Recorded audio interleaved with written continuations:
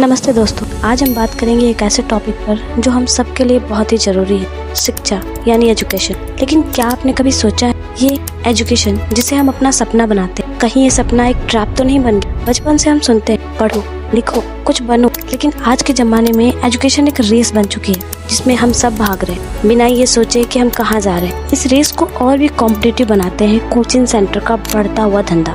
आज इंडिया में coaching industry का साइज $8 बिलियन यानी लगभग 60,000 करोड़ से ज़्यादा है, जिसमें लगभग 7.1 करोड़ स्टूडेंट्स हर साल इनरोल करते हैं। ये सेंटर्स ऐसे सपने बेचते हैं जो हर स्टूडेंट्स पूरा नहीं कर सकते, और उन सपनों को पूरा करने के चक्कर में स्टूडेंट्स अपनी मेंटल हेल्थ और चाइल्डहुड खो देते हैं। कोचिंग सेंटर का फोकस सिर्फ रिजल्ट पर है, स्टूडेंट्स के ओवरऑल डेवलपमेंट पर नहीं।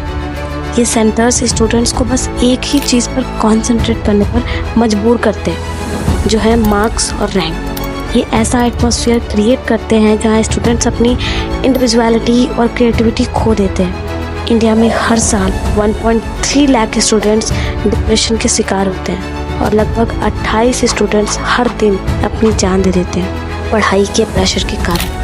इनमें कोचिंग सेंटर का रोल भी बहुत बड़ा है, क्योंकि ये स्टूडेंट्स पर अनरियलिस्टिकली हाई एक्सपेक्टेशंस लगाते हैं। ये प्रेशर सिर्फ इंडिया में नहीं है, जापान और साउथ कोरिया जैसे देशों में भी स्टूडेंट्स पर बहुत प्रेशर होता है, लेकिन उन्होंने रिसेंट रिफॉर्म के जरिए स्ट्रेस को रिड्यूस करने पर फोकस किया है। फिनलैंड में स्टूडेंट्स के वेलबींग को एजुकेशन का मूल मंत्र बनाया गया और यूएसए में एक्स्ट्रा करिकुलर एक्टिविटी और रियल वर्ल्ड स्किल को ज़्यादा इंपॉर्टेंस दी जा रही है। ये बातें सिर्फ इंटरनेशनल एग्जाम्पल्स नहीं है, अपनी किताबों से दूर जाने पर आप देखेंगे कि कैन रॉबिन्सन की द एलिमेंट्स जैसी बुक हमें सिखाती है एजुकेशन सिर्फ किताबी ज्ञान नहीं, क्रिएटिविटी और पैशन भी उतना ही ज़रूरी है। हमें इसके बारे में सोचना होगा।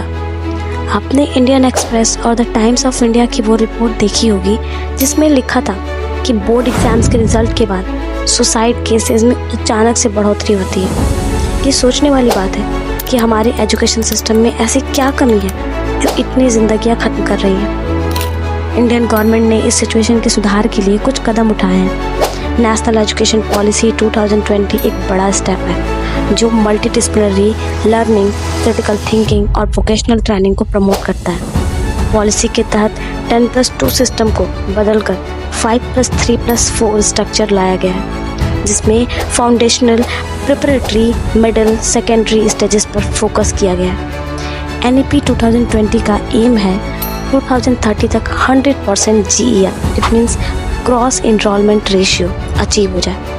स्कूल एजुकेशन में 50% स्टूडेंट्स हायर एजुकेशन में वोकेशनल कोर्सेज चूज करें। इस पॉलिसी के गवर्नमेंट का टारगेट है कि 2035 तक इंडिया में 3.5 crore new seats higher education institute में ऐड की जाए। लेकिन सिर्फ गवर्नमेंट की पॉलिसी से ही काम नहीं चलेगा। कोचिंग सेंटर्स को भी अपनी पॉलिसीज और मेथड में सुधार लाना होगा। स्टूडेंट्स पर मार्क्स का प्रेशर कम करके उनकी क्रिएटिविटी और इंडिविजुअलिटी को प्रमोट करना होगा।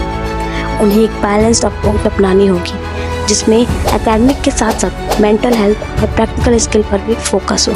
हमें अपने बच्चों को सिखाना होगा कि मार्क्स के पीछे भागने के बजाय अपनी पैशन को फॉलो करें। एक बैलेंस्ड एजुकेशन सिस्टम जिसमें एकेडमिक्स के साथ साथ मेंटल हेल्थ और क्रिएटिविटी का भी ध्यान रखा जाए, वही उनका ब्राइट फ्यूचर तय करेगा। क्योंकि दोस्तों, एजुकेशन एक ट्रैप नहीं, एक जादू है जो आपको आपके सपने तक ले जा सकता है।